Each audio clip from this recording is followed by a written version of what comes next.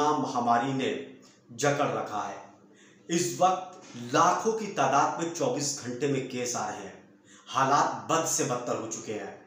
कुछ ही दिनों में आलम यह हो गया कि सरकारी और गैर सरकारी अस्पताल जो कोविड के लिए बनाए गए थे वो भर चुके हैं। अब जगह नहीं है, वेटिंग में मरीज बाहर पड़े हुए हैं और कई अस्पतालों में तो यह हाल है कि एक एक बेड पर कई कई मरीजों को लिटाला जा रहा है, उनका इलाज किया जा रहा है।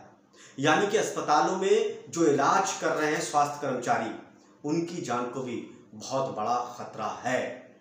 अस्पतालों में बेड नहीं है, ऑक्सीजन खत्म हो गई क्योंकि कोरोना महामारी के चलते फेफड़ों पर सीधा असर होता है, सांस लेने में दिक्कत होती है। ऐसे में ऑक्सीजन की जरूरत पड़ती है, लेकिन हमारे अस्पतालों में ऑक्सीजन इस वक्त है नहीं, बहुत कम है, नाम मात्र को। अब केंद्र सरकार कह रही है कि हम विदेशों से ऑक्सीजन को निर्यात करेंगे। उठता है कि अब तक क्या केंद्र सरकार सो रही थी, क्योंकि पूरी की पूरी केंद्र सरकार 5 राज्यों में पश्चिम बंगाल सहित चुनाव प्रचार में लगी है और देश में कोरोना महामारी फैली पड़ी है, जनता मर रही है, हजारों लोग रोज मर रहे हैं, लेकिन केंद्र सरकार को इस बात से कोई भी सरोकार नहीं है, बिल्कुल सुविधाएं नहीं मिल पा रही है। उधर गैर बीजेपी शासित जो राज्य हैं, दूसरी पार्टियों की सरकार है जिन राज्यों में, वो कह रही है कि वैक्सीन की भारी कमी है। अगर केंद्र सरकार की तरफ से वैक्सीन मिल जाए और सब लोगों को वैक्सीन लग जाए तो बहुत बड़ी राहत मिल सकती है। अगर कोरोना उनको होगा तो उसका असर कम पड़ेगा। गैर बीजेपी शासित राज्य इस बात की मांग कर रहे हैं कि वैक्सीन इतनी कम है उनके पास जितनी होना चाहिए उससे नाकाफी है। केंद्र सरकार की बड़ी लापरवाही है और बीजेपी शासित राज्यों के मुख्यमंत्री, उनकी तो इतनी हिम्मत नहीं है जो केंद्र सरकार से ये बात कह दे कि वैक्सीन की भारी कमी है, उनको वैक्सीन चाहिए है। इस वक्त जो तस्वीरें निकल कर आ रही हैं कोरोना महामारी को लेकर, यकीन मानिए बहुत भयावह हैं। ये जो वीडियो आप देख रहे हैं जो चल रहा है, ये अहमदाबाद का वीडियो है, गुजरात का वीडियो है, जहां पर एम्बुलेंस की लाइन लगी है और कोरोना इसमें मरीज है और इंतजार कर रहे हैं। अस्पताल के बाहर ये लगी है कि अंदर इनको लेके जाना, सीरियस मरीज हैं। कोरोना के बहुत से मरीज ऐसे हैं जो घर पर आइसोलेट हो रखे हैं, लेकिन ये वो मरीज हैं जो बहुत सीरियस हैं। और देखिए सैकड़ों की तादाद में एम्बुलेंस किस तरह से खड़ी है और इंतजार कर रही कि मरीज कब अस्पताल में जाएं। अस्पताल के अंदर जगह ही नहीं है कि उनको एडमिट किया जाए। ये हाल हो चुके हैं, वो भी कुछ दिनों के बाद जब कोरोना महामारी ने पलटा मारा, विस्फोट हो गया एकदम। यानी कि केंद्र सरकारें और राज्य सरकारें क्या सो रही थी? अब तक क्यों नहीं तैयारी उन्होंने की है। दूसरी तस्वीर आप एक देखिए, कितनी लापरवाही केंद्र और राज्य सरकारों की तरफ से और साथ ही प्रशासन की तरफ से बरती गई है। ये तस्वीरें हम आपको उत्तराखंड के धर्मनगरी हरिद्वार की दिखाते हैं। यहां पर महाकुंभ का आयोजन चल रहा है। अब सवाल यह है कि जब कोरोना इतने विस्फोट विकराल रूप ले चुका है भारत के अंदर, तो क्या जरूरी है कि इस साल महाकुंभ का आयोजन कराया जाता? क्या इसको टाल नहीं सकते थे?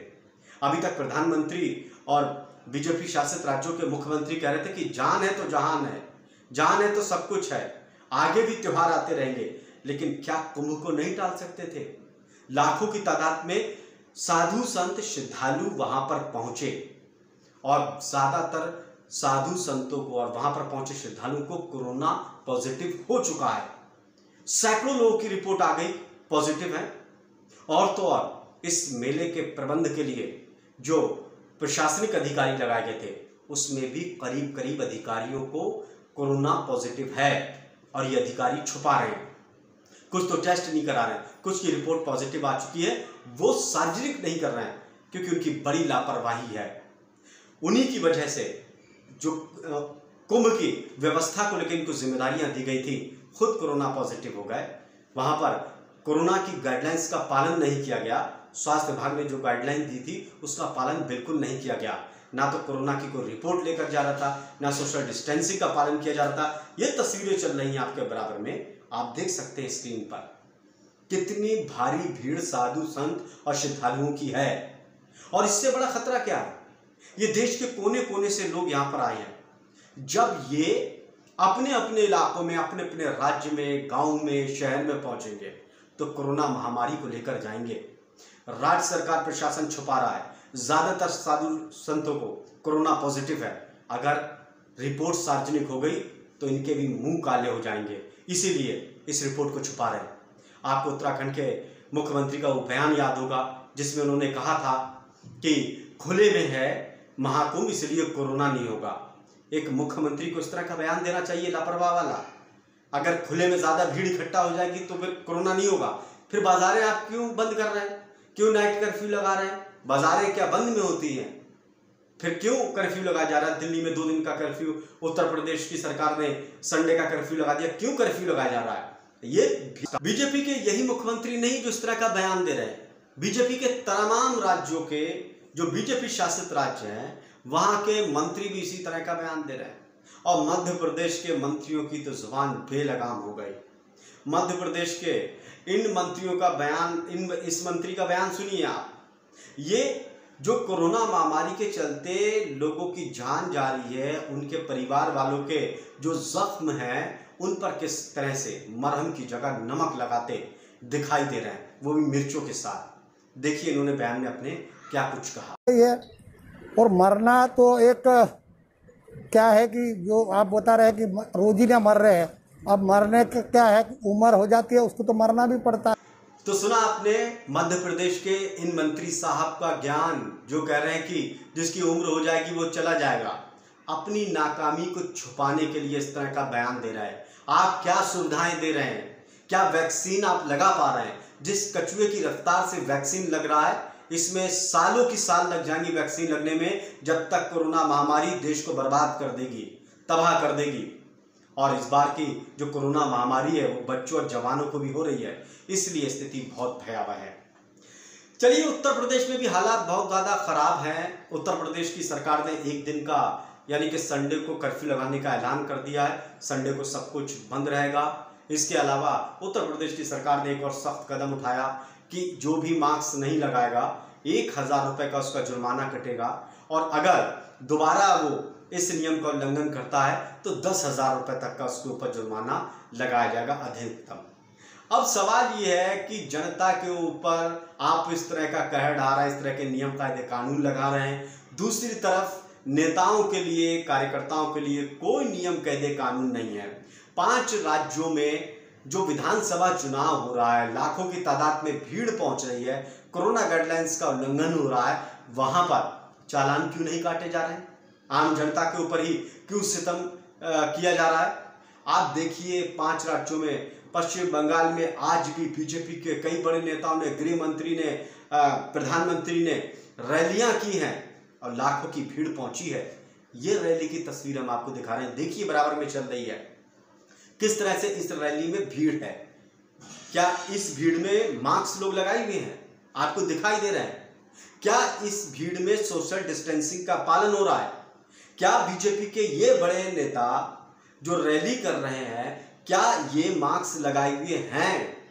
और दूसरा बड़ा सवाल है, प्रशासन इनके क्यों नहीं चालान काट रहा है? हिम्मत है इतनी काट दे? नहीं, सिर्फ नियम कायदे कानून आम जनता के लिए होते हैं, और जो नियम कायदे कानून बनाते हैं उनके लिए ये नियम कायदे कानून नहीं होते हैं। पूरी की पूरी सरकार पश्चिम बंगाल सहित 5 राज्यों में लगी हुई है। प्रधानमंत्री से लेकर पूरी कैबिनेट चुनाव प्रचार में है, और देश जो है इस वक्त बीमारी में झुका, पूरी तरह से चपेट में है, झुक चुका है। लेकिन केंद्र सरकार को कोई सरोकार नहीं।